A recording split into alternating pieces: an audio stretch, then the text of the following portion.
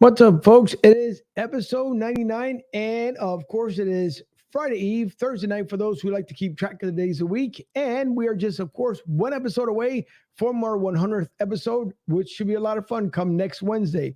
The time should be about 8 o'clock. We're kind of still working out the details, but it will be on Wednesday night. So look for that coming up next Wednesday. For tonight, as you can see, it is solo here in the studio, but that's okay because I am live at the LG Sales Direct Solution Studio, and Fuji has the night off, so we'll see him come next week. This Sunday, there will not be a show, so do not expect us because there is a bye week this week, so you won't see us this Sunday, but you'll see us again on Wednesday. So hopefully Dylan will be joining me here a little bit later on, our local Tampa correspondent. If I slow down my words here a little bit, he should be on with me just a little bit later on. Other than that, we'll be getting into a little bit of review when it comes to Eagles talk, as it seems like the fans want a quarterback change. I don't believe it should happen, but we'll get into it. Hopefully they'll come coming in. And by the way, I'm pretty sure I end up putting the phone number up there for you guys to call in if you would like to call in. So it is, once again, episode 99. And thank you once again to Ruben Amaro Jr. and Kane Callis for coming on Tuesday night. That was so much fun. But tonight, it's all about episode 99. So we'll get into some Eagles talk, some Flyers talk, which I have no idea what the Flyers are doing. And the MLB lockout is still going on. So all that just on the other side. I'm Angel. This is Broad Street South.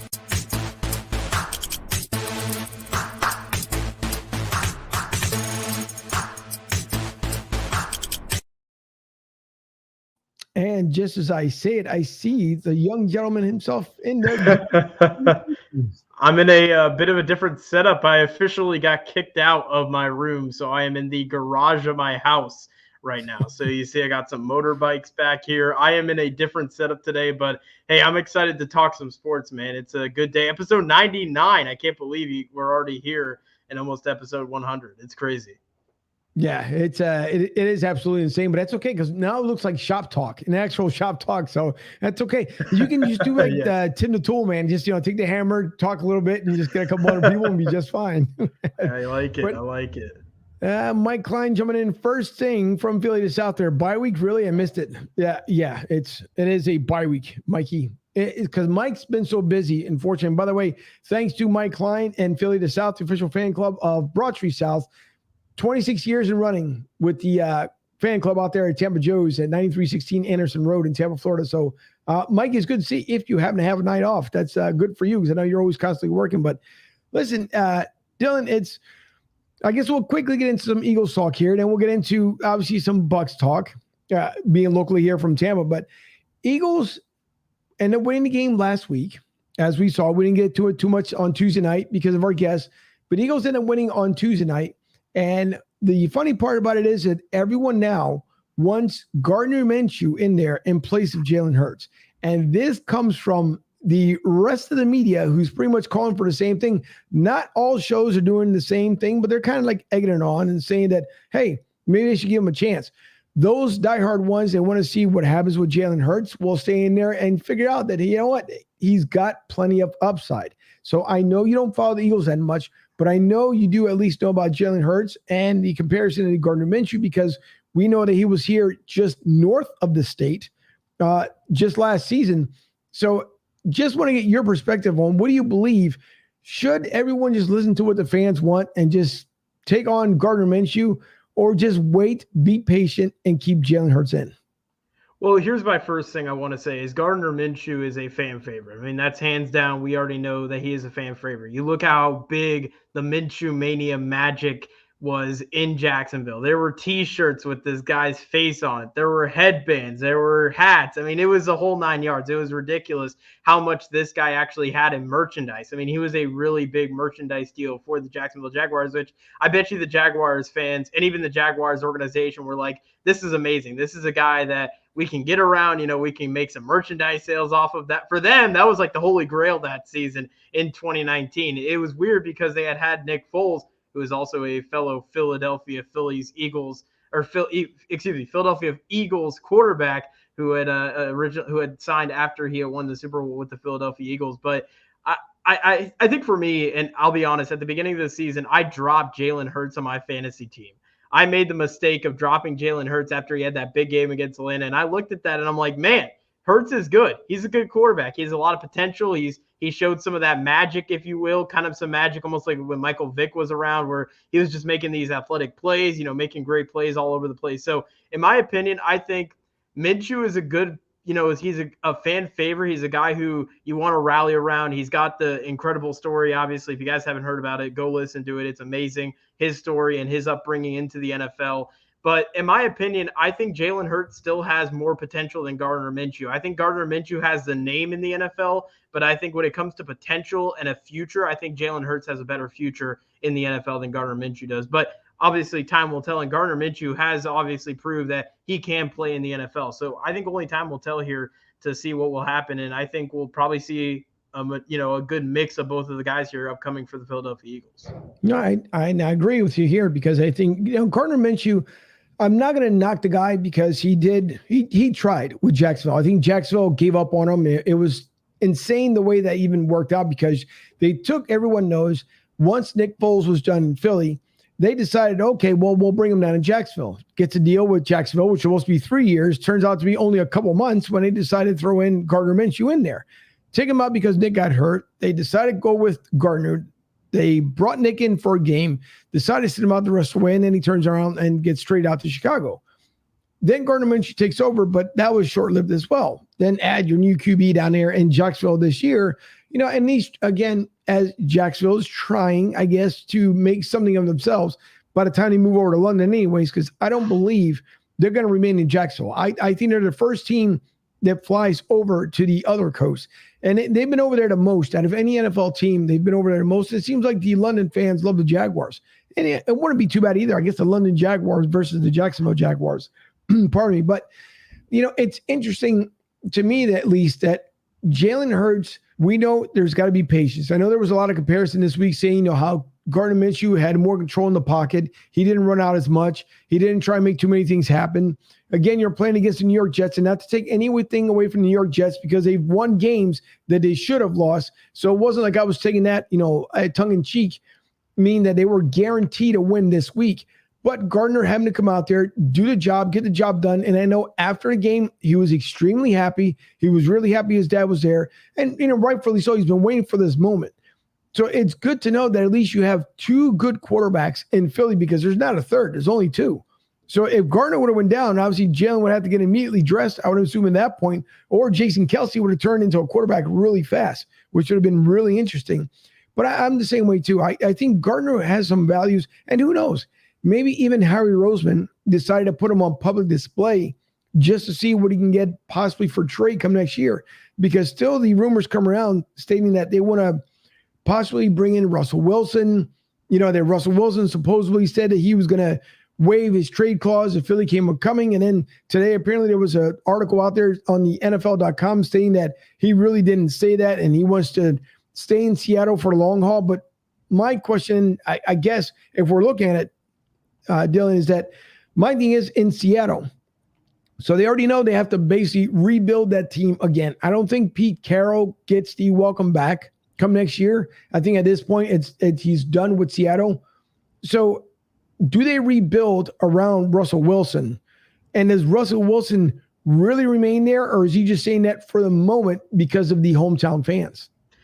I think, in my opinion, with Russell Wilson, and Russell Wilson is going to go down in history as maybe one of the best Seattle Seahawks players of all time. I mean, just what he's been able to do to that entire organization, taking a team that was, kind of in that middle ground, if you will. They were struggling after a Super Bowl appearance in around 2006, around the mid-2000s with Matt Hasselbeck. And I think Russell Wilson and even Pete Carroll are two of probably the biggest Seattle sports legends if they end up leaving Seattle. In my opinion, I think both of them do end up leaving Seattle. I think for Pete Carroll, his time is over. I think this year is kind of the calling card, if you will. Everybody's kind of got him on the list of guys who will be probably getting fired at the end of the season, most likely on Black Monday. I can't imagine he will be fired during the middle of the season at this point in the year. I imagine they'll let him finish out the time. I think that's the respectful thing to do as a guy who has had so much success in that area. But in my opinion, right, I think Russell Wilson leaves Seattle. I think he looks at it and says, listen, I mean, I'm at the point in my career, I've won a Super Bowl. I could build my name maybe a little bit bigger. Maybe go to a place. I wouldn't say maybe he'll go to LA, but go to a place maybe like in New York, possibly. Maybe go to the Giants and kind of have kind of that star factor, if you will. Go to a place that's got a big market and maybe kind of build your name even bigger than what it is right now. And obviously, we see, obviously Russell has a beautiful wife and what is a supermodel wife, I believe, as well. So I mean, I think for Russell Wilson and just for his I guess I would say his personality and just his exposure, I think for him, he would probably go to a bigger market. And I could see honestly New York or even Philadelphia even as well, maybe take over a team that only is maybe not too shy away from getting back to the playoffs or maybe even back to the Super Bowl. No, I think you are correct. And I Justin really didn't dawn upon me, just as you're mentioning right now. I didn't think about it too much because I guess a lot of talk has been Philly. The other talk would have been possibly Pittsburgh. That's going out there. And obviously the Steelers are playing tonight here on, Thursday night against Minnesota, I believe, if I remember correctly. So it would be interesting to see because I know most of the Steelers fans would probably prefer Aaron Rodgers over Russell Wilson. But again, if you're looking at it age-wise, you're talking about a 5-year difference between obviously Russell Wilson at 33 and then Aaron Rodgers, who just turned 38. Would Aaron Rodgers and Russell Wilson fit the scheme of the Steelers? I think they both would fit right in, but I never thought about it as far as for the Jets. If they don't, I know they have Zach Wilson. Could it possibly be that they end up moving him around? But it almost comes down to the same way with the problem they have in Miami is that do you believe in Tua or do you shop him around because they know that Deshaun Watson is out there? And not saying that the Texans would let him go. But to me, you have Deshaun that's out there, and let's just say they decided to put some pieces into place and then shop Tua, send him to Texas, and then in return, they get Deshaun Watson. You already know it's going to come with a hefty price. You're looking at 3, at least minimum, first-round picks. Yeah. I believe 2 higher second-round picks, and then you're also talking about the money that you're going to have to absorb. I know Philly was out when the picks came across. It was just too much when it came down to the picks, and they decided, you know what, it's not good enough for us. So New York could possibly be a really good landing spot for him. But obviously, as Eagles fans, yeah, it would be great to have him in Philly. But right now, Jalen's doing well. I think you give him another year and see. Yeah. I've been rooting for him. I think he'll be just fine, and we'll see what ends up happening another year. But I want to get it to one of the comments here by Sean. And Sean, thanks for coming back on the show. Really appreciate it. He says, thoughts on his former GM comment on Hurts. I personally believe we're living in a time where a quarterback needs to throw from the pocket effectively, accurately, and process information that's necessary so fast he's considered to be elite at processing this information. Under that, he still needs to be accurate, a good leader, and all those things. I don't think I'm seeing that from Hurts. This comes from Joe Banner, as Sean points out to us. And listen, Joe, we already know that Joe Banner's been very voiceful, if you want to state it that way, since he's been gone from the Eagles. Sean, I'd like to get your comment as far as like, what do you believe? But for me, I think one thing is that Jalen Hurts, I will say, is he does take accountability for what he does. Whether if he had a great game, if he had a bad game, it's different from former quarterbacks that we've had in this organization. But for me, yeah, you can be accurate, you can be effective in the pocket, but if the pocket presence is not there, there's only so much you can do. Obviously, they adjusted that with the Tampa Bay Buccaneers this year, as we saw last year when they were making a Super Bowl run. In the very beginning, that was something new to the entire team, and you can see the adjustments being made. This year, they did it even better than what they did last year, because obviously, if you put Tom Brady on his back, he's not going to be as effective as he's been when he was with New England. One thing Belichick always did up there in New England was to make sure they protected Tom Brady. So now you got to make the same adjustment for Jalen Hurts. I just think he needs to be a little more patient in the pocket. That's my big deal when it comes to Jalen. The deep throws, all those things you can perfect as time goes on. Look at Kyler Murray. I mean, you're what, 4th year with the organization, and now you're starting to become that somewhat elite quarterback out there for him, and he believed in himself, and he's just owning up and finding your craft as best as possible. So great comment by Sean. And I know Joe Banner, God bless him, because I know he's had success, and now I don't know exactly what Joe Banner is going to end up doing unless he becomes another GM with another team. But To me, it's you gotta believe in your product. Nick obviously believes in him. It's not like you're gonna have any kind of like false statements from Nick saying that he's gonna say one thing and believe another. But I think from what I see with Jalen Hurts, it's everyone's impatient. I get it. I understand it. Eagles fans, it's just the way it is. There's times where we call for someone's head and then they end up having a phenomenal game the next week. It's like, oh, we were just kidding. It's like your fans. A fan of any fan base somewhere wants to see their team do better. So I think for me, personally, I think you just leave Jalen in there, see what he has. First of all, he's on his rookie contract. So it's not if you shop him around, you're going to get him for picks. I don't know what else you're going to get from at that point other than maybe some money off the books, which won't be much because, again, you're off the rookie contract. But wait until next year. Wait till this team starts gelling together. It could be a possibility right now that you're looking at a wild card spot. Will they get further from that? I have no idea. It just, once playoffs comes around, no matter what happens during regular season, everybody knows playoff time, things can happen completely different. So it's just, to me, it's interesting, again, what Sean put up there as far as the comments. I don't know if you want to add to it or not, but I just think all that accuracy, everything else, it comes with time. You only get a Patrick Mahomes once in a century. I don't think we're going to see someone like that, and we see now that he's paying the price. So if looking as far as the comment what Sean made, I like to get your thoughts as well for what he stated. Yeah, so I kind of want to mention, and this kind of bothers me a little bit, I guess you could say, and really what bothers me is I feel like with fans, and this is really any fan base, and we've seen that a lot in the last couple of years, is we've seen a lot of fans kind of rush quarterbacks. They expect them to be this amazing quarterback right out of the gate, right in the first game of the season. They expect like lights, camera, action, and expect these big games coming out of their, quarterbacks. You got to remember, Jalen Hurts is a second-round draft pick. This is his first full season in the NFL with a first-year head coach in Nick Sirianni. There's a lot of things that these two are trying to work together and work out the kinks within their first full season. So I think it's really going to be interesting, especially towards this back half of the season, this ending for the Eagles. They got 4 straight divisional games to finish out the season.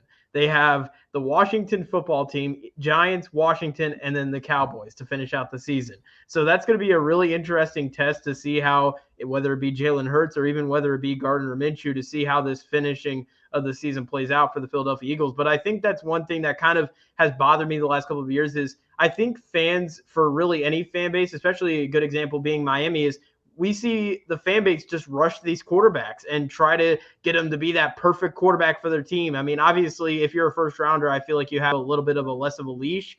But, right. I mean, with a later round draft pick, especially in the case of Jalen Hurts, give him some time to develop. He's going to get better as his career progresses, and hopefully he gets better sooner rather than later in his case because, we'll see how long he has actually in Philadelphia. But I think we'll see hopefully a better Jalen Hurts next season. I think next season we'll see a better team for the Philadelphia Eagles and really a better quarterback as with Jalen Hurts under center. Hopefully he'll do better next season in 2022.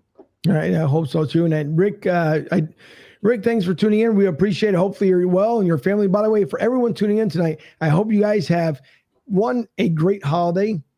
And number 2, a Merry Christmas, as we should never take the word Christ out of Christmas. So Merry Christmas to everybody and Happy Hanukkah for those who are celebrating Hanukkah as well. But Rick states that Eagles seem to have a bad habit of picking up named players that are towards the end of their careers, which is absolutely true. And before Mike, I'll get, and Sean, your comment especially, he says, the last comment is Philadelphia have an NHL team. So going back to the first comment that he stated, as far as getting players at the end of their careers, yeah, we've seen it. Almost every Philly team, whether it's the Sixers, whether it's the Flyers, the Phillies, and the Eagles, it's a habit. I don't know why it's a habit, but I think because if your scouts are talented enough, and I could be speaking out of my butt here, but when it comes down to it, it's your scouts. The people that you hired to do the jobs for you, to go out there and watch these talents, to see what these teams are doing, to see even from the college ranks, even if you got to go into high school, watch them from high school through college, which they normally do anyways, but you have to see what your talent scouts are doing. How much are they paying attention? Do they do the numbers? I'm not a super analytics guy. I've never been. I'm not a fan of it, but I know you need it, obviously, to make your comparisons. But to me, it starts out with your scouts. If your scouts believe in what they see out there, then that's at the point where you tell a general manager, hey, in 2 years, I think this is one of the guys that we need to pursue. Now, things can happen, especially coming up through the college ranks. We know the guys can get injured. Things happen. Some guys transfer out. They go somewhere else. They might lose a couple of spots when it comes into the draft. But when it comes down to it, your GM has to be on point. He has to know exactly what's going on with his team at all times and seeing else, what else is out there. I know it's a lot when you're a general manager, as we spoke to Ruben on Tuesday. I know there's a lot on your shoulders. You have to wear many hats. But one thing is that you have to believe in the product. One problem that I have with Howie Roseman is that he just seems to get away from that. And then the easier Band-Aid, just like Sean said, is to go ahead and bring someone, Rick said, is to bring in a player, that's already past his prime for the most part. Not saying obviously Russell Wilson would be, because at the age of 33, I mean, heck, you got, Tom Brady, 43 years old, yep. and still out there killing it. And, he's got his exercise, regimen program and everything else. But for me, yeah, there's times where the Eagles have done too many times where they brought in players that are past their prime, or we've given up good players, and because they didn't believe in them, have moved on and won championships somewhere else. So, it just, you got to take, unfortunately, to go with the bad. Mike says, save our picks. Hurts is just fine. Tons of upside here, which is true. And 4 picks in the first round make a lot of things right for the Birds. And by the way, the one person that's actually helping him out as far as getting a first-round pick, thank you, Carson Wentz, as he's trying the best he possibly can to get back to Philly, even though he's not here. But Sean says, I personally think these remaining games are going to show us Hurts is our guy. He needs to have more patience and pocket presence. Correct. And he tries too hard. I love the fact that he has legs to run if needed. He already has a locker room, so I think the sky's the limit for Jalen. Absolutely true, Sean. I couldn't agree more. Absolutely true. He does have the locker room. That's a fact. Nick, he stated that many a times. And for a quarterback to come in to try and do that and get all these guys together, you can hear from Big Play Slay and all the other guys on the team that they believe in Jalen Hurts. Yes, they were happy once again for Gardner Minshew because he was waiting for that moment. But just because you had a breakout game against a team that's playing sub 500, which the Jets should be playing a lot better, you roll the dice and you see what happens. And just like you said, Dylan, we got 4 divisional games coming up here. It's not going to be easy. You have to win all 4 out. If you want to make the wild card, you got to do it. Dallas seems to be on a mission, but we've seen Dallas collapse before. So I guess looking from the outside, Dylan, and you're looking at Dallas, and obviously they haven't been looking that great. Does Dallas, let's just say hypothetically right now they make the playoffs, do they even pass the divisional round? It's kind of tough because they're such a weird team right now. They're kind of off and on. We've seen good things out of Dallas this year, and we were like, oh, this team could be a Super Bowl contender, especially at the beginning of the year. I'm thinking to myself, wow, Dallas actually could be a really scary team this year and might honestly just take the NFC East. But what we've seen these last couple of weeks, I mean, they're a team that I don't even know if they'll even get past the wild card round. Because you don't even know if they're going to win the division because of how good Washington's been playing this season. So, I mean, honestly, Dallas is a weird team. I think if they could get a team who, maybe is kind of struggling a little bit heading into the postseason, they might be able to catch a team off guard. But if they get a tough team heading into the postseason, especially if they have to play in the divisional round, it might be a tough game for Dallas, especially if it's a team that's coming off a few wins and kind of like how the Bucs were. They were cruising heading into the playoffs, and they racked up a lot of wins towards the end of the season. So if you get a tough team like that heading into the playoffs, you just never know what might happen. So Dallas might be a team that, depending on the matchup, they might be a win or lose situation depending on what matchup they get in the playoffs, whether it's favorable or not favorable for them. Yeah, and I think the other thing is you look at obviously tonight's game again, Thursday night, Steelers versus Vikings. Steelers only 2 games away. 2 wins away, not 2 games away. 2 wins away from basically at this point tying in their division for first place. So you look at Cleveland of where they started in the season. Now, of course, Baker Mayfield's been injured. They've had a couple guys also roughed up. You had, LBJ or Beckham that decided to go over to California. He wanted out of Cleveland, is out there with the Rams. Rams are not doing anything any better since joining out there.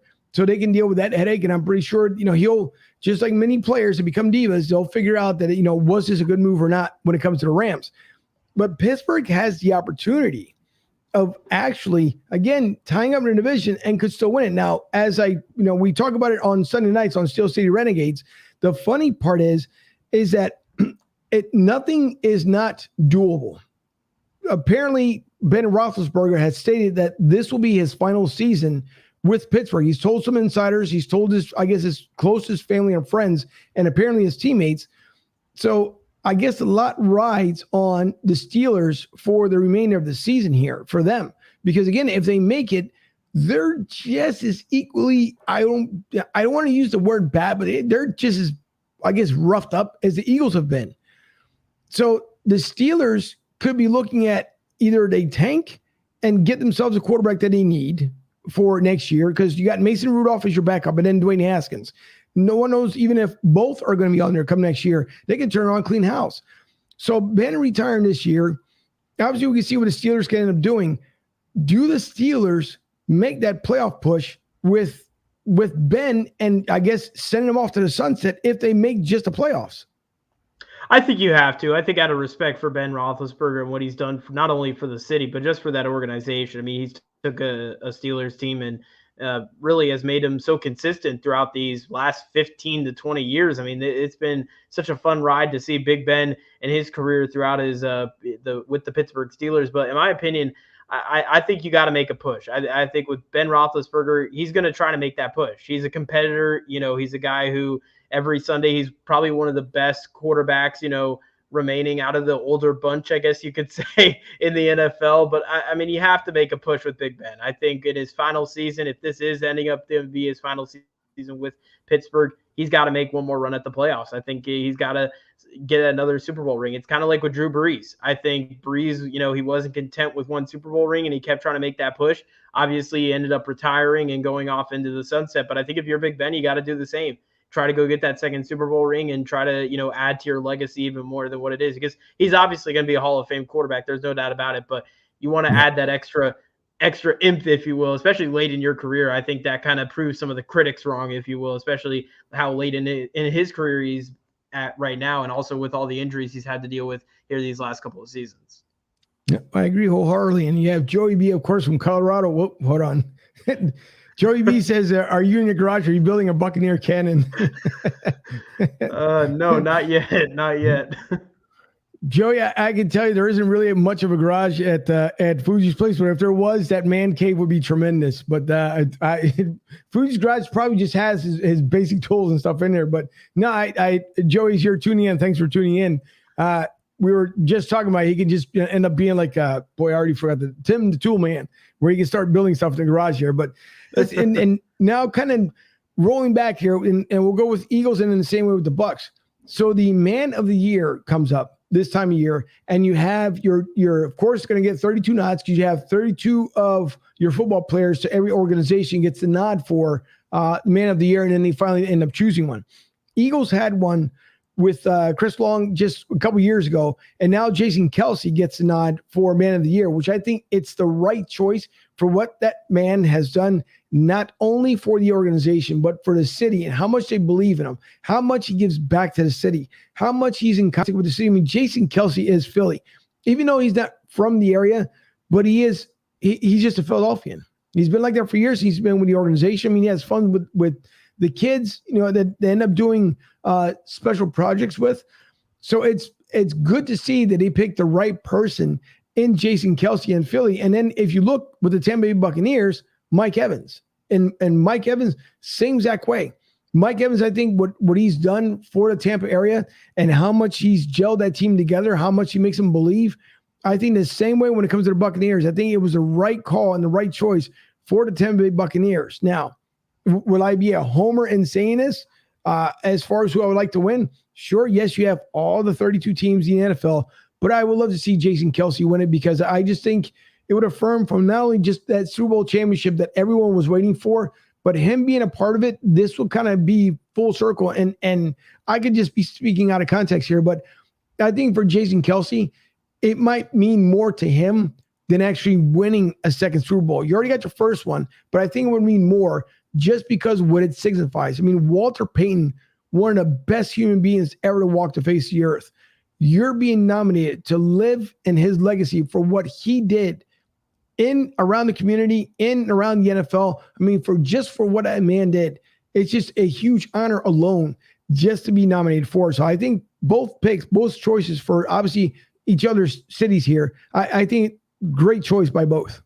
I agree as well. And just to kind of, I guess, piggyback off of what you said, just being nominated alone. I mean, honestly, everybody's a winner out of this. I mean, everybody who is elected for this Walter Payton Man of the Year, and in my opinion, I think this is the most important award. I think the MLB does something similar as well, but in my opinion, I think this is the most important award because it really showcases what the NFL players do outside of just playing football. Because I think a lot of people don't really think about that, especially when they're watching football on Sunday. They don't think about, hey, Mike Evans, he's, playing football here today, but you think about it during the week, he's giving back to the community. He's doing these events. He's, doing outreach events, whatever the case may be. And I just think, it's just such a tremendous being elected for this award. Even if you don't end up winning the actual award itself, just be able to be elected, I think is just a remarkable thing. But I think for both guys, I think they're both well deserving, especially for a guy like Mike Evans here in the Tampa Bay area. He spent so much time with this organization. He's one of the longest tenured guys so far here with the organization currently. He's been with the team since 2014, which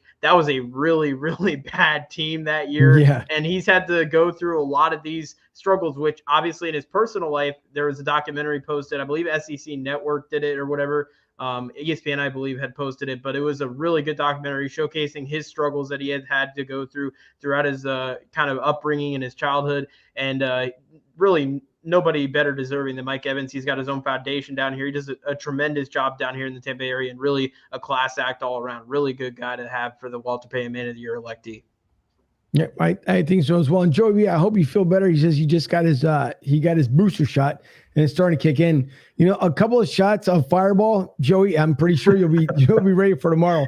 And I didn't get a chance to see the pregame, so he's saying that the Vikings uniforms tonight, what the heck, they're ugly. Oh, are they might be the color rush tonight? Maybe the yellow with the purple jersey, maybe. So I'm thinking that might be the case. There's the one thing I was saying, Joey, I'll get to your next comment here. Thank you. And I appreciate it. The one thing I was saying, we were just talking about, it might have been this morning, we were checking out ESPN. The one thing that drives me nuts with the NBA, it seems like the NBA has to have like 8 or 9 different uniforms for the season. And it makes no sense to me. Like the Golden State Warriors, because they were talking about Steph Curry, how close he is to Ray Allen's 3-pointer as far as his record, or tied for third. But they were like in blue. Was it blue and black? It had nothing to do with Golden State Warriors colors. I'm like, why in the world was we do this? And then you have like the city uniform. You have some other uniform. You have the into something series uniform. I mean, come on. It just stick to 2, make it just fine. Do you want to have a throwback night? There's nothing wrong with putting your throwback uniforms on, but jeez Louise, man. Yeah, more than ever this year, especially the 75th anniversary of the NBA being this year, there's a lot of jerseys this year, and a lot of they're considering them the city jerseys are called mixtape jerseys because they're mixing all different jerseys and different looks from each of the years and past priors. So there's definitely a lot of different jerseys in the NBA. It's a lot, and different courts too. It feels like there's a new court every week. Yeah, it's ridiculous. Right? It's what the NBA does. Joey says, great pictures of your trip to Texas. A picture of Sean and Sarge, outstanding too. Joey, I got to tell you, and he liked the comment, by the way, about the Fireball. The one thing I will say, Joey, it was a lot of fun talking to those guys. It was fun to be up in the studio. I know they're getting ready to move to a new studio. They didn't mention where they were going, but I know they weren't supposed to kind of say it on air that day, but they did. They are moving to a new studio, but man, Sean was a lot of fun to talk to and meet in person. The guy is like 3 times the height that I am. I mean, he's like a tree. Matter of fact, I still might have the actual picture from it because he was like a tower. Do I still have it up here? There it is up there. I mean, it just, even though it almost looks like the same height, but he stands, and that's him just kind of lean over just a little bit. He's like a tree, but him, ND, again, Big Sarge. I mean, it was fun. And ND Kalu, who had me on air, that was amazing. That was fun, unexpected. And it was a lot of fun. So thanks, Joey, for seeing that, because it was fun. Texas was a lot of fun. I would do it all over again. Debbie and I had the most amazing time down in San Antonio. That Riverwalk has grown so much. And I don't know, have you ever been down there, Dylan?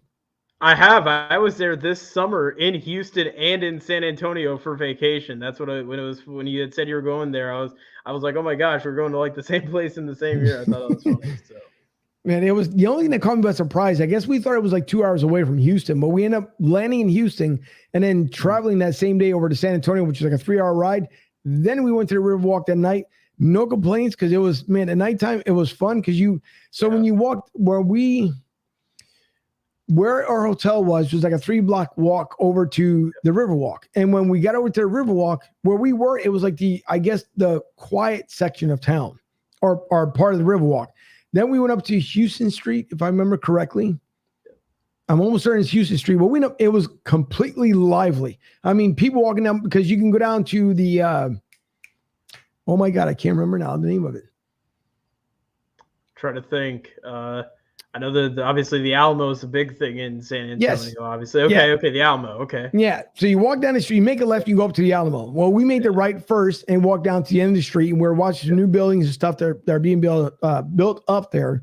And then we ended up walking back. But the nightlife was just like it is in Florida. I mean, that like everybody was out, people were having fun, and you could tell there's a lot of people that come in from out of town.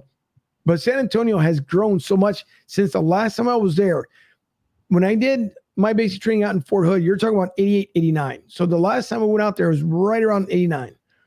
Then there was a brief trip that I went when I went back to Fort Hood to visit a friend, but I didn't get a chance to actually make it down to Riverwalk. But it's grown. I mean, San Antonio is ridiculous as far as like how much it's grown, how beautiful it is, the people there. I mean, it was so much fun. So I just thanks Joey again. And he says, hold on, he had the yellow and all purple, just horrendous. Oh no. Yeah, or dark gold and purple just looks bad. It probably is. Dylan, what Buccaneers game will they wear when they hit the creamsicle unis? Not this year, but next year, hopefully. They obviously have the color rush, what is it? The all I don't even know what you would call it, all pewter look that they rock. They wore that against LA, but they were supposed to wear it against the Giants. They actually pulled that back and only are going to wear one. So we're going to hopefully get the creamsicles next year. I'm pumped for it. I know the Patriots are getting Pat Patriot next year, so that is officially confirmed. Yeah, well, and supposedly the Eagles they keep saying that they're going to bring back the Kelly Green uniforms. They better. I'm hoping so because it's been, I know like the big holdup was the helmets. Apparently the helmets had to reach the NFL standards, and that was the one thing that kept holding up. It wasn't much to call the uniforms; it was the helmet they were having an issue with. So he can make it seem like obviously the old Kelly Green one. So we'll see if that happens next year or not. They need to bury those pastel uniforms under a rock wherever they got those blue and yellow uniforms were terrible. Yeah. I don't even know why they bring them out. I can't stand it when they play those, but it's horrendous.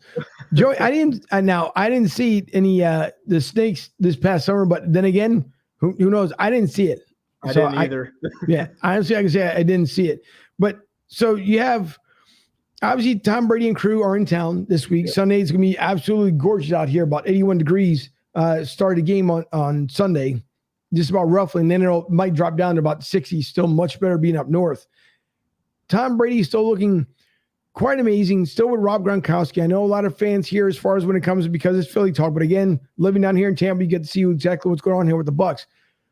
Tom Brady, Rob Gronkowski apparently stole the show last week. Gronk, you can tell he's slowing down a bit, and his body still aches, but still doing amazing things here with Tom Brady.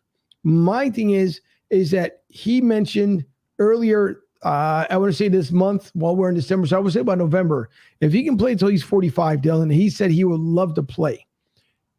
Would the Bucs actually take that risk? I know they extended his another year to him, obviously after winning the Super Bowl. So now he's here until, 2023.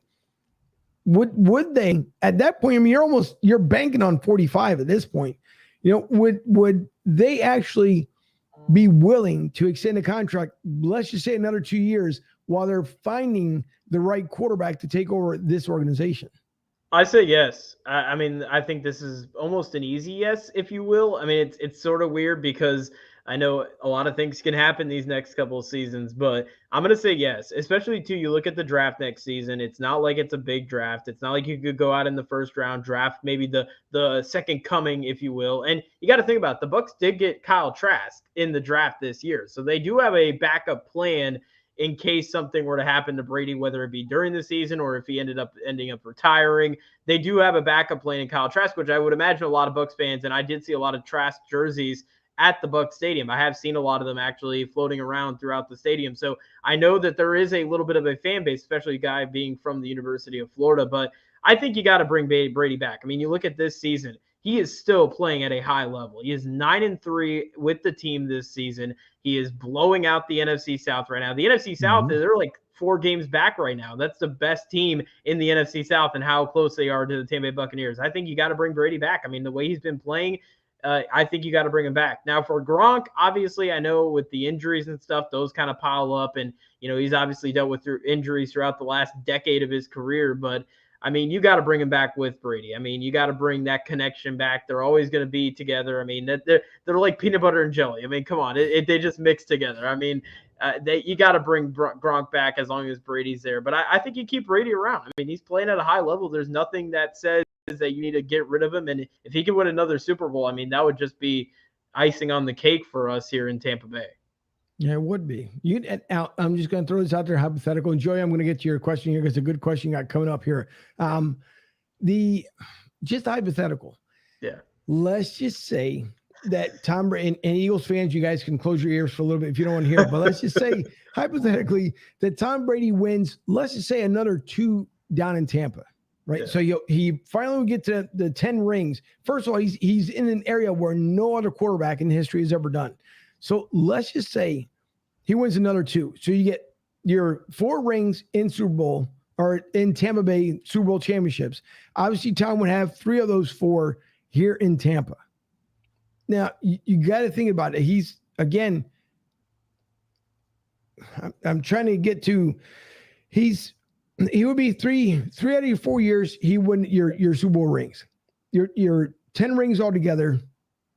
And I lost my train of thought here when I was talking about the 10. And that's what it was. So your 10 rings, he ends up winning 3 out of the 4 in Tampa. Does he then say, I don't know, to New England, hey, I know I won with you guys, but these guys seem to get me a little bit more? And would it be a shocking surprise, or would the New England Patriot fans be upset if he decides to say, again, just hypothetically talking here, that he wins 3 Super Bowls down here and tells New England, I know I gave you 20, but these have been the best 5 years of my life? I'll be honest, I wouldn't be surprised, because if you look at, I mean, just this past season in the Super Bowl parade, he was having the time of his life. He was like a kid in a candy store throwing the Lombardi trophy across other boats and stuff, like drunk with avocado tequila. Like, he was having a ball down here in Tampa. I mean, I think Brady's having fun. I think there's a little bit less of a weight on him. I think people still have high expectations for him, but I mean, Brady, I think going into this whole thing, he had probably no idea what was actually going to happen. I mean, you got to think about it. Brady had won all these championships with New England. You join a brand new team. This is the first team you joined since playing Michigan going into New England.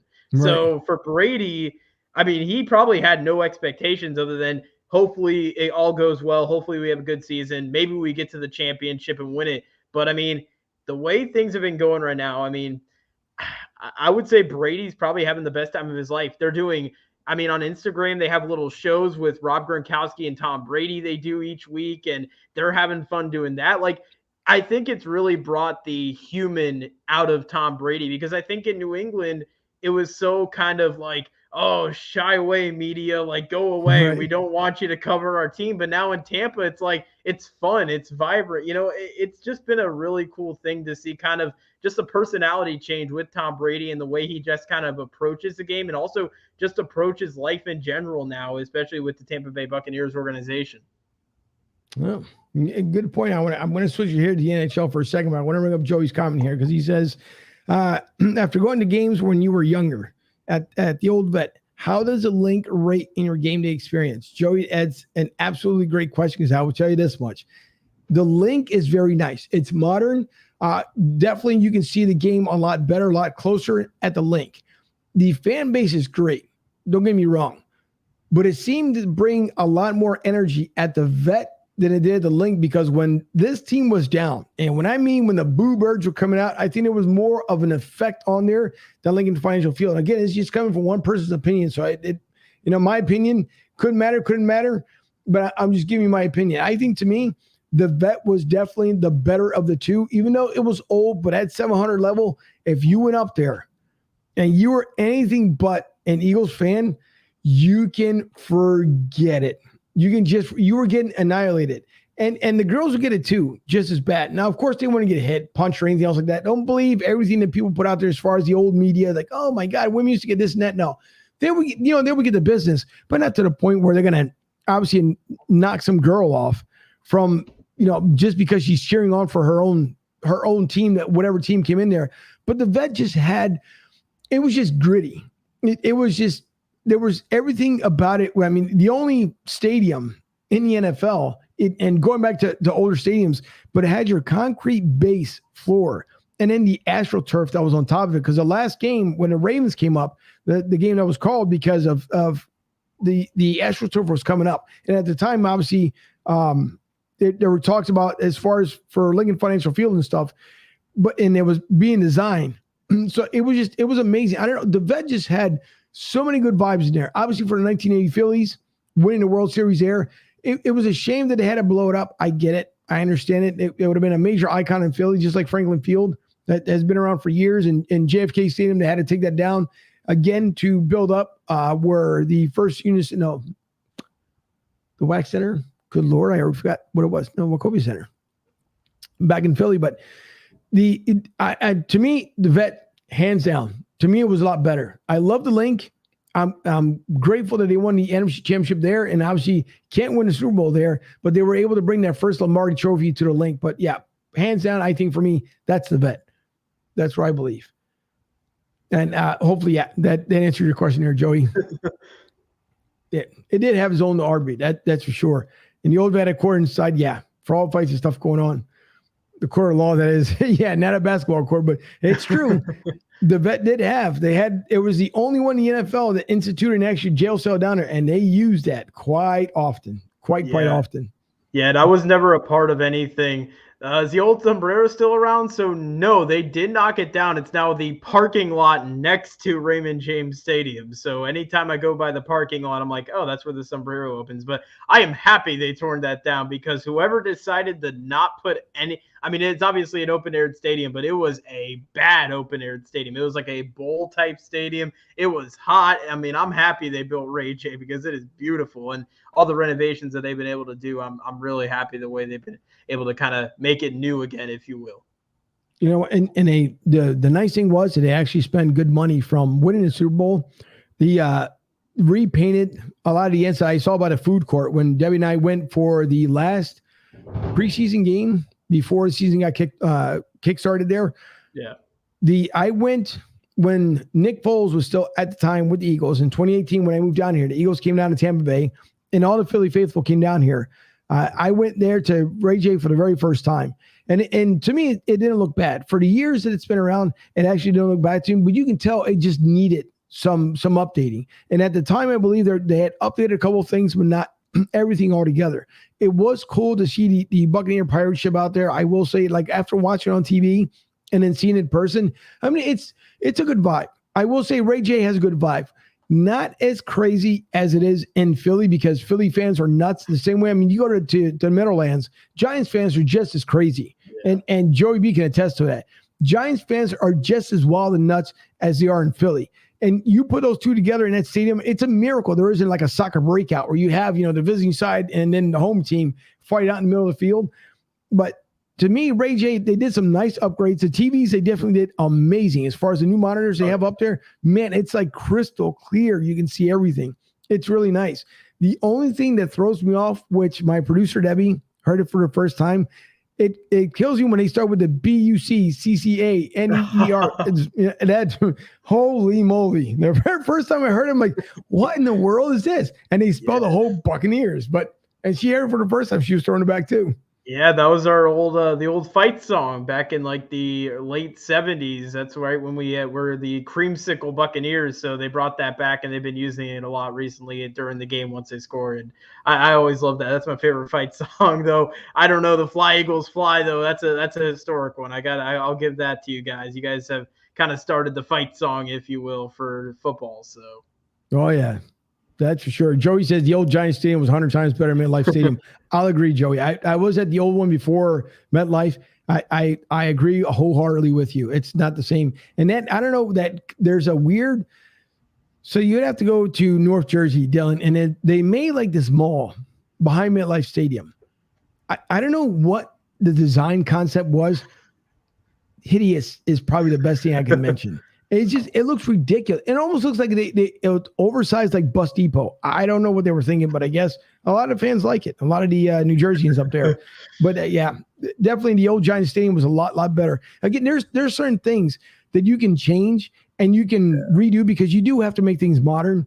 Now, if you're talking about modern stadiums, I will say hands down, even though the Rams, now I haven't been out there to LA to take a look at their stadium. On TV, it looks amazing.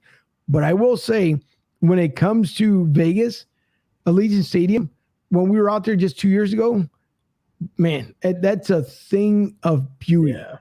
Absolutely thing of beauty. And it's the only NFL stadium right now where they actually roll out the natural grass out to get the sun so it can naturally grow, and then they roll it back in. And the reason why they did it as well, so when they have concerts, so the fans don't tear up the field, and so they can move it out and then just use a concrete padding for obviously for any of your concerts. But places, it's amazing. Just amazing. And they use turf too for the college team. So they actually are rolling in natural grass and turf throughout, which is pretty crazy to think about because not many fields do that. Yeah, it's a beautiful stadium. I actually like the new Minnesota stadium up in Minnesota. I just love the big glass panel kind of looking out into the city of Minnesota. I just think that's such a neat feature to be able to still see the city while, indoors inside a stadium. I think that's a really awesome, neat thing. But yeah, I tell you what, the stadiums that they're building right now, it's ridiculous how much money and what's actually going into them because there's some really cool ones that are getting built right now. So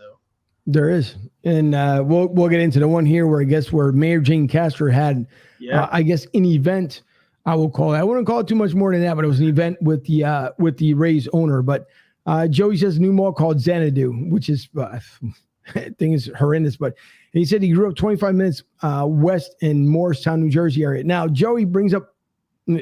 So Joey, I'm going to ask you here because if you go south of Jersey, so you got Morristown, North Jersey, South Jersey. So there's a town, Dylan, called Morristown.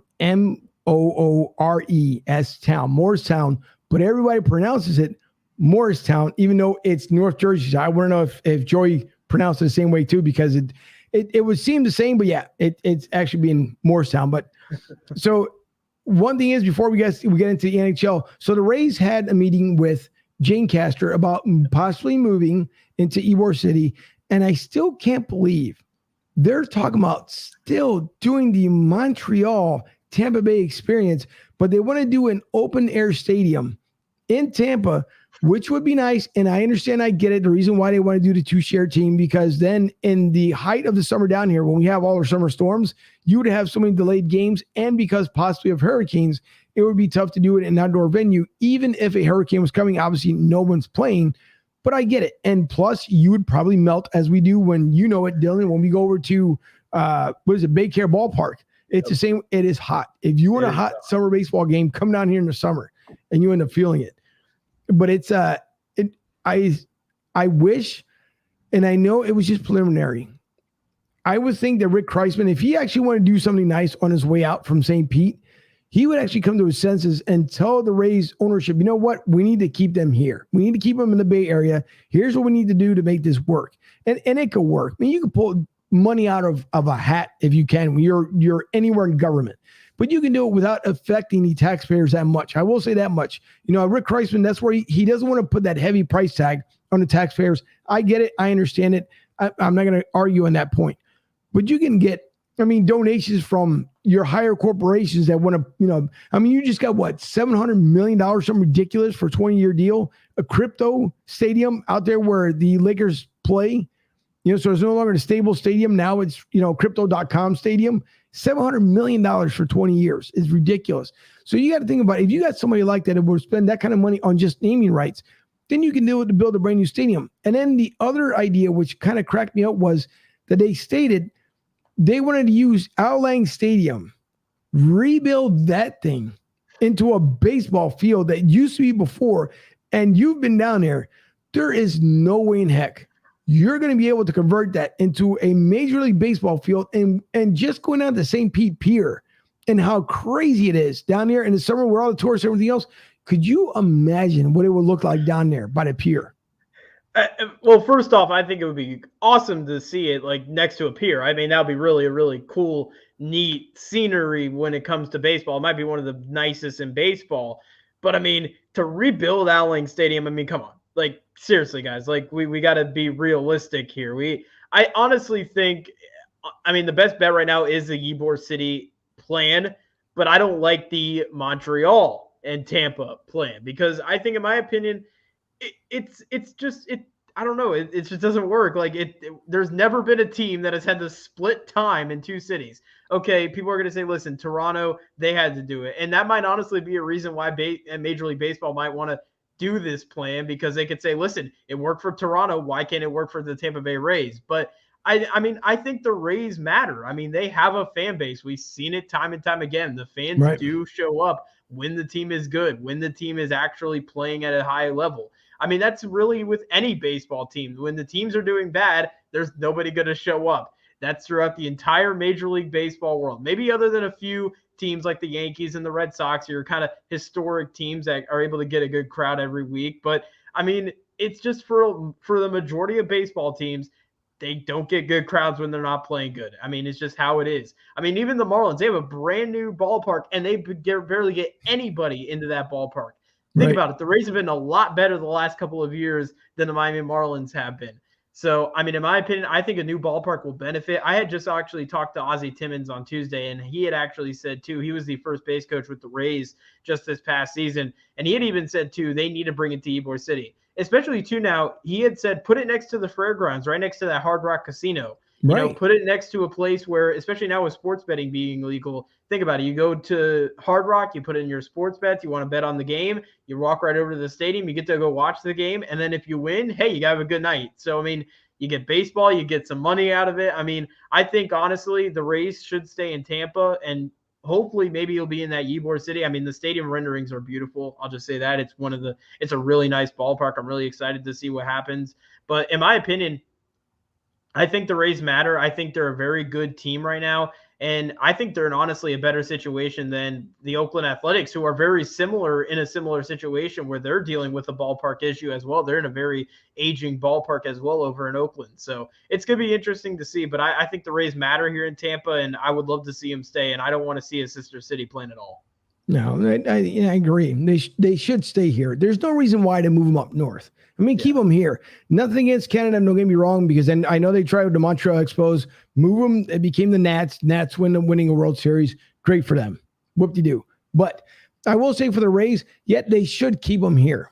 That's, or at least I believe, same exact thing. And Ybor City, I think, as much as Ybor City is evolving and what they're doing there, you got J.C. Newman Cigar Company, who just purchased a building across the street from them that should have been almost gifted for them being the longest tenured tobacco cigar maker in Tampa, yet alone, just about, I think there's might be second in the U.S., but either way, they stayed in Tampa. They've been fighting for years against the government as far as, keeping them around and keeping them alive. So they are investing in the area as well. So I think, Ybor City, to me, it would be a no-brainer. I think for all the fans that keep claiming the only reason why I don't go to Tampa or down from Tampa over to St. Pete, because obviously from getting over that drastic bridge, which at times 275 is not the best to travel, only probably between like 2 and maybe 6 in the morning.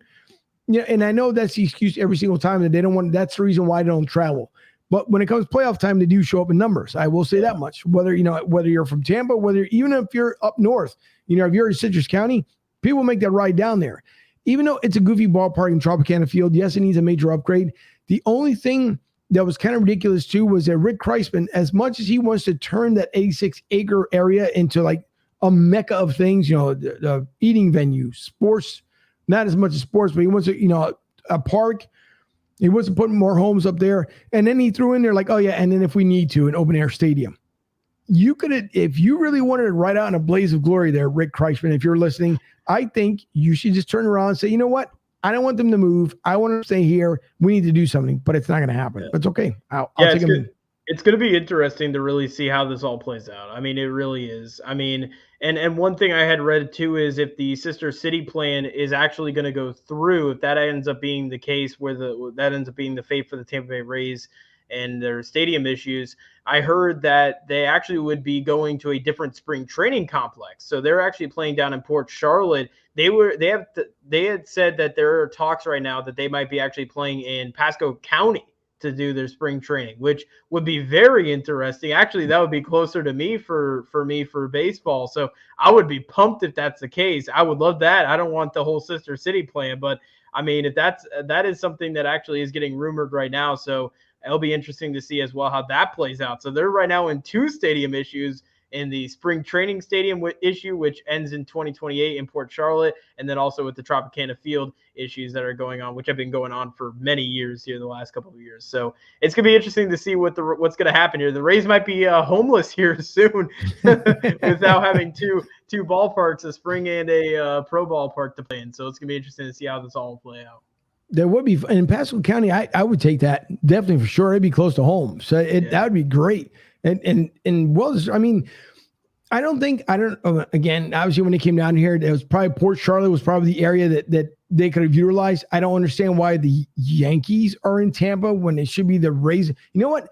Take the Yankees, move down to Port Charlotte, bring the Rays up to Tampa. Yeah. And then, everyone can have their happy medium, but, Steinbrenners did what they did, and so you can't take it away from them. But speaking about stadiums here, two of them. One, Joey, he says the Oakland A's rumored to be heading to Las Vegas. Steve Wynn wants to build a brand new stadium for them, indoor with retractable roof. And the other one that I found interesting was the Coyote, right? The Arizona, the Coyotes apparently haven't paid their leasing agreement and could be locked out of their own stadium, I believe is December 20th. If they don't pay what's left over.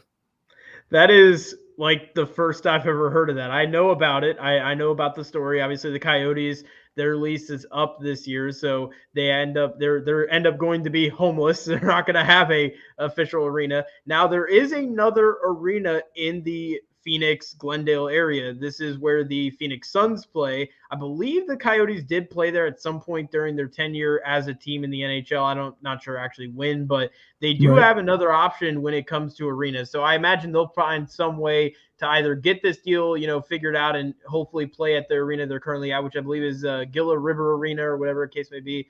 I'm not sure the actual name of the arena in Arizona that they currently are occupants of, but they're either going to be there or they're going to be where currently the Phoenix Suns play. So they do have some options, whether with the arena situation going on there. But I tell you what, man, the Coyotes, they're in trouble. They could be, I've heard some rumors, they might even try to go back up to Quebec even possibly. Yeah. So it's going to be really interesting to see what's going to happen to the Coyotes. They just got new uniforms this year. They're brought back the Kashina look, which I will say good job on the Coyotes. That is a very, very nice uniform that they rock each week. But it's going to be really interesting to see how that's going to play out with the Coyotes because they're in really, honestly, franchise turmoil right now, in my opinion. It will be. Joey, Atlanta. Oh, no, it didn't work out too well with now 2 NHL teams had failed down there in Atlanta. So I don't see that one down there. But to get back to Joey's thing here in Oakland, I will say, Joey, we went out there to Vegas where their minor league ballpark is. Great area where the minor league ballpark is. And that ballpark, now my girlfriend, Debbie, the producer, went out there a year before. I think a year before me, maybe 2 years before me. I think it was a year before me. She had the opportunity of going to a game there and said it's absolutely beautiful. She went with her son out there and said it was absolutely amazing when they went at nighttime. Again, during the day, boy, it gets hot there, and obviously because of the desert. But I will say, just looking at parts where we could see it from, it's a beautiful stadium.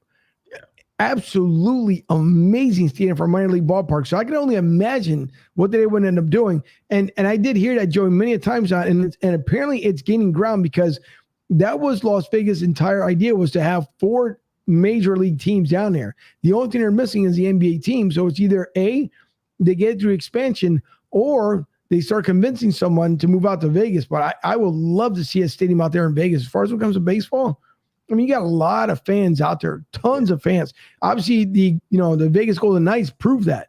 I mean, they're all over the place. And the bars that surround T-Mobile Arena, I mean, there's one right across the street from it. You can basically drunk walk over there, and it's absolutely beautiful. It's right next to New York, the hotel. And I mean, beautiful, beautiful place. So that would be interesting within itself.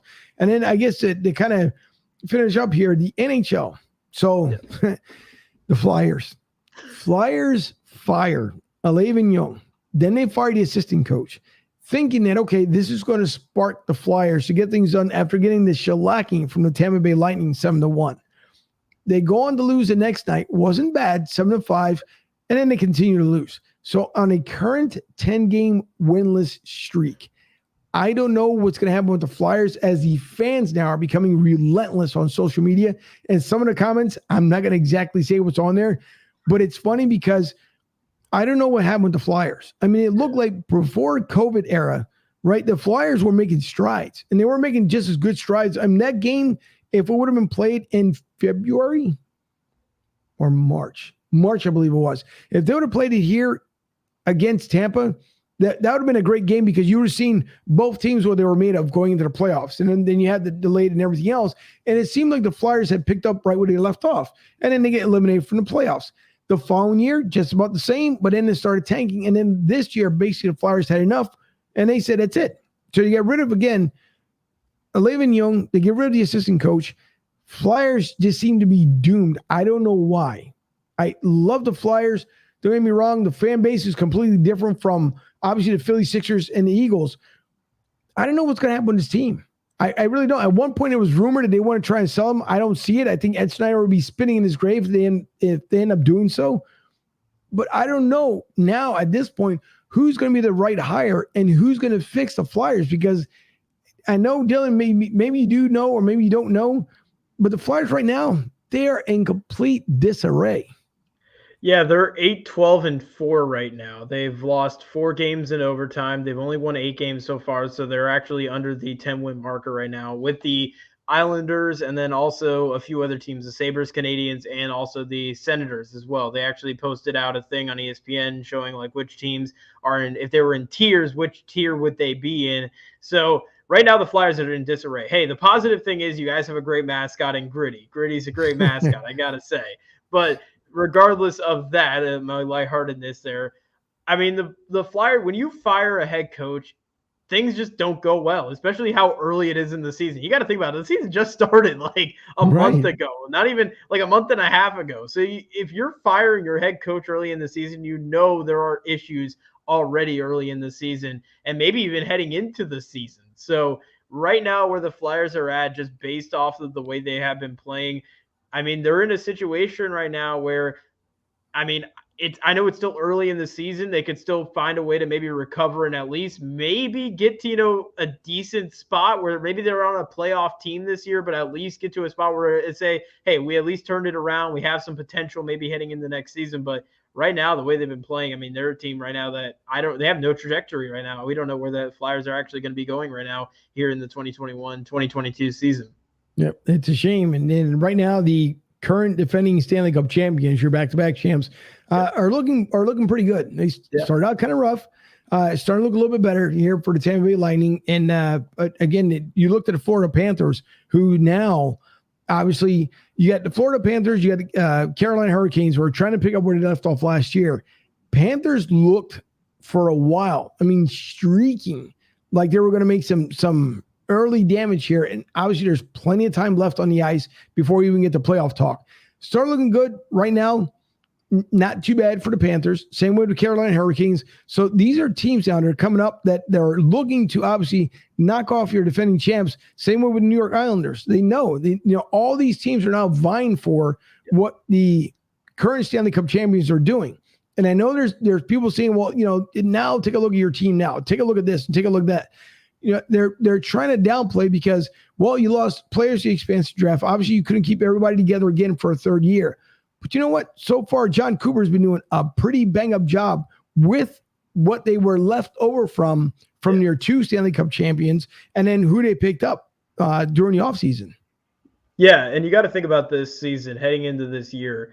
Everybody looked at it of last season as the final year. That was the year that the entire team was complete. This was the kind of the final year that everybody was together, and heading into this season, it was going to kind of be not a full, revamp, if you will, but kind of a redo, if you will, kind of some new pieces getting added in, a lot of guys leaving the organization. So to see this team performing very well, especially with the kind of trials and tribulations they had early on in the year, not having a good preseason, not starting out very strong early on in the year. This Lightning team is very, very good right now. They're playing very good hockey. They got some games coming up. They play Ottawa twice in like the span of a couple days. So those are going to be some relatively easy victories, hopefully. And then they also have the LA Kings as well next week coming into town, and they're not playing too bad. They're at 500. They're 10-10. But I think the Lightning right now are playing really good hockey. But I just love the rivalry between Florida and Tampa Bay. I think this is great for hockey to see 2 Southern teams, 2 teams here in Florida, 2 teams that really shouldn't be meant for hockey, and they're playing at the top of the NHL right now. I think this is great for hockey, and I think this is kind of showing that these 2 teams can play good hockey in a warm climate state because, realistically speaking, we're not meant for hockey. We're meant for other sports like baseball or football or whatever the case may be, not hockey. So for us to be able to thrive as well at the Panthers, I think it's great for the NHL, and I think it's good. It's good money-making wise for the NHL as well. Yeah, absolutely true. And Joey, last 4 comments here, says, exactly, Angel Vegas wants all Major League Sports destinations as well for opposing fans, which is true. You got plenty of fans that come in, obviously, or a lot of tourists that go into Vegas. So it would make a lot of sense for them to do that, because then you can schedule, if you're an avid fan that that you follow your team around, then you can get your getaway in Vegas and then go watch one of your sports teams out there as well. He says the win-win for selling tickets and revenue, which is absolutely true because there's a lot of transplants out there in Vegas. It says, do we get a lot of pythons in the Tampa area? Not really. Pythons, I don't think we do. No, I know it's down in the Everglades. That's a big issue. I know that, but I don't think here in the Tampa area. And if there is, there might be a big problem. Yeah, hopefully not. You'd have to go. You're close, Joey, but you have to go a little bit further than Punta Gorda in order to be able to see them. But yeah, they're out there though, because they do have the Python.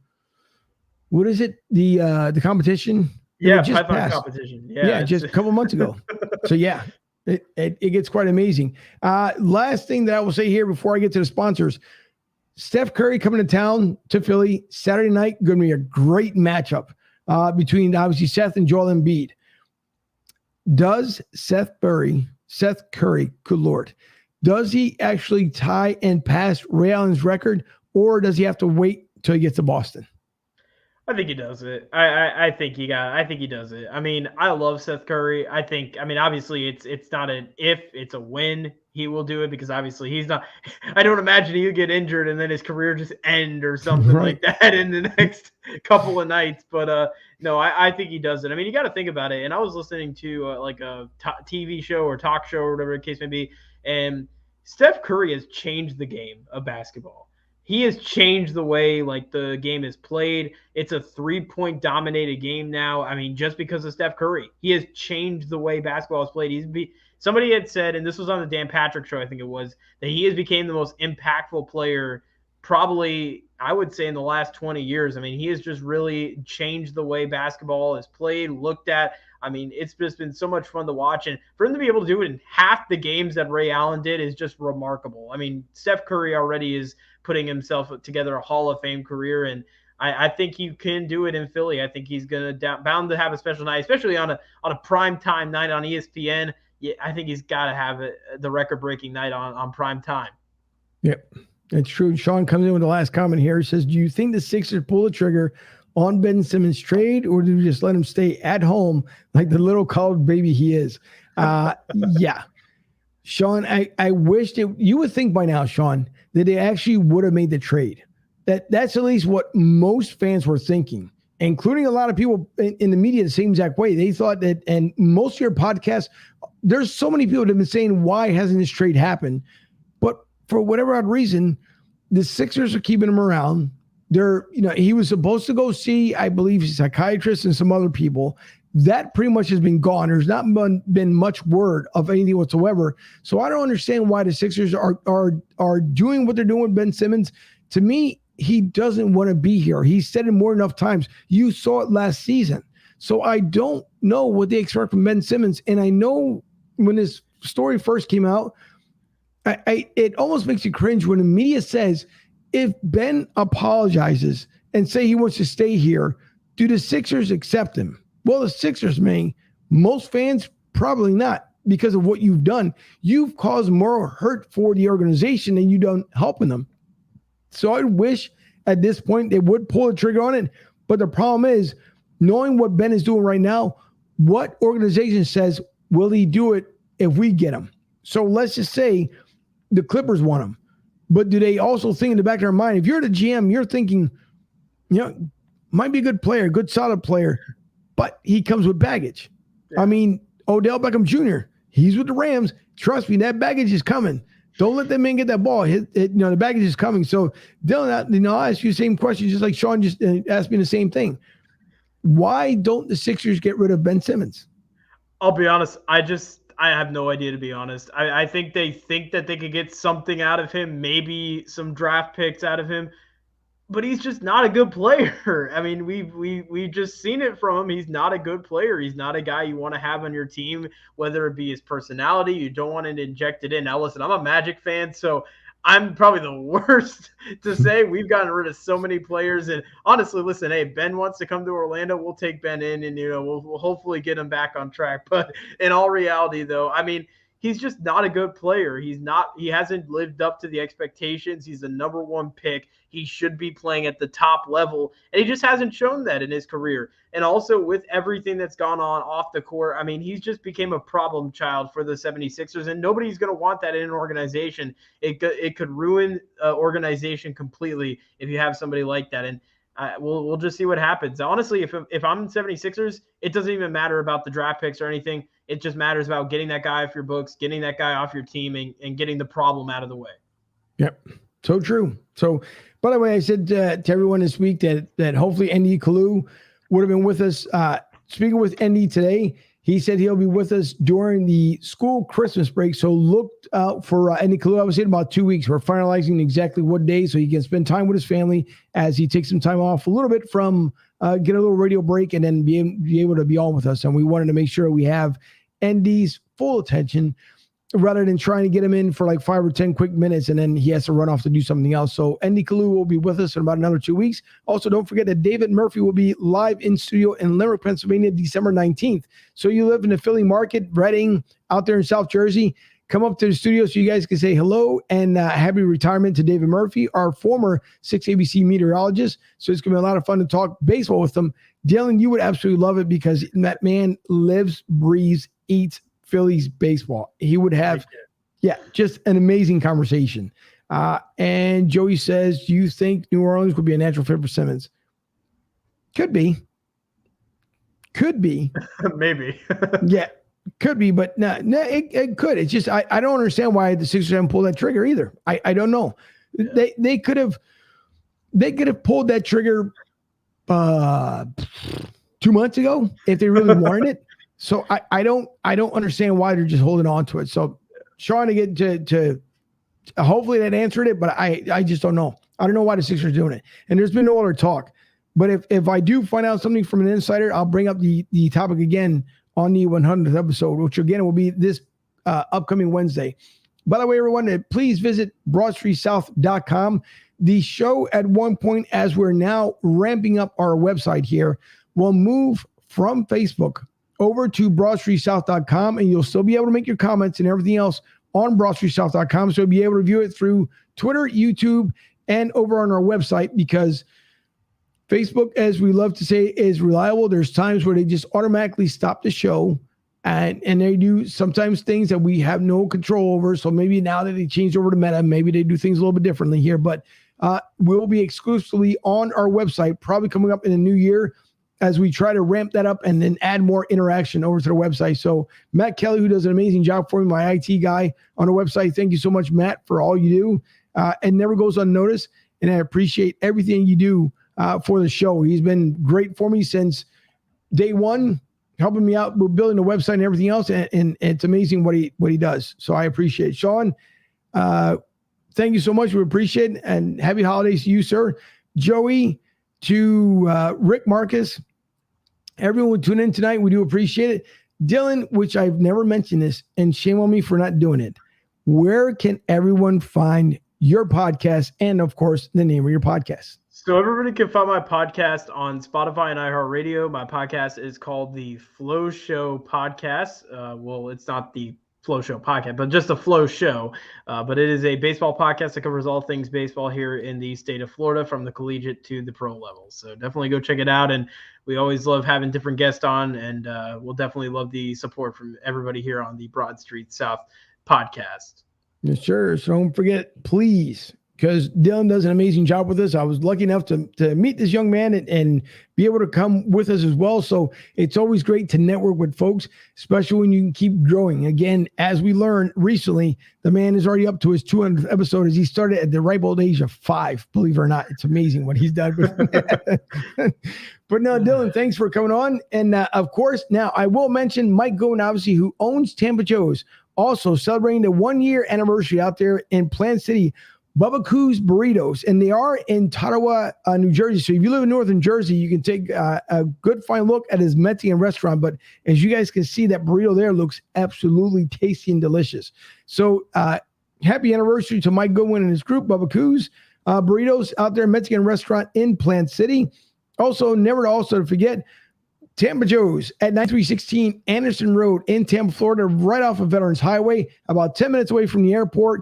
It's a hop, skip, and jump over there. So you were flying in, you want to know where you can go to watch an Eagles game or any of the games in the NFL, go to Tampa Joe's. Serious food, fun place. It's an amazing time. And Philly to South is down there with Mike Klein. The Eagles fan base is down there. You guys will have a great time down there at Tampa Joe's. Also, don't forget about Goose's Monte Cristo Lounge and Tobacconist. You guys can visit him at 250 West Ridge Pike in Royersford. I keep saying Limerick, but it's almost about the same town. Royersford, Pennsylvania, 19468. And you can go to cigargoose.com for the favorite Monte Cristos, cigars, 28 Black, and everything in between. Visit cigargoose.com. And also, let's not forget about LG Direct Sales Solutions. Thank you to Larry Gilman for believing in us here. If you guys can visit lgdirect.net, we'd appreciate it for your secure payment solutions. Also for apparel, if you guys need custom hoodies, visit lgdirect.net. You can also call them at 855-777-3863, 855-777-3863. Once again, we will be on Wednesday. There will not be a show this upcoming Sunday. We'll be back on Wednesday for our 100th episode, and just about as many people as we've gotten for the first 100, we hope to bring back here on that Tuesday night show. So some of them might be pre-recorded clips, but we'll be live next Wednesday. And Dylan, by all means, if you're available, please show up. I will be there for sure. I can't wait. Episode 100, I'm so happy for you guys and all your guys' success, and I can't wait to be back on here on Wednesday for episode 100. It's going to be a fun show. Yeah, it is. I'm looking forward to it. I'm getting really antsy just kind of thinking about it, but I'm looking forward to it as well. And it's unbelievable that we've even gotten that far in that short amount of time. Joey B says, number 1 Purdue upset, Rutgers wins men's hoops. Wow, what a finish. Wow, that is true. Oh, good for Purdue. Good. Unbelievable. As the bowl series is about to come around too. So lots of stuff coming up here in the month of December and January. So anyways, everyone, thank you for tuning in. Thank you for everyone who watches overseas, which I'm just remember Kenya out there in South Africa just started tuning in. So thank you to the folks out there in Kenya and South Africa, to everyone out in Brazil, Uruguay, again, Ireland, China, Russia. I don't know how it happens, but it happens. And to everyone here on the stateside, especially for Joey B holding it down for us out there in Colorado. So for Dylan, for Debbie, my producer over on Studio B, I'm Angel. Thank you guys for watching the show tonight. We will see you all on Wednesday night.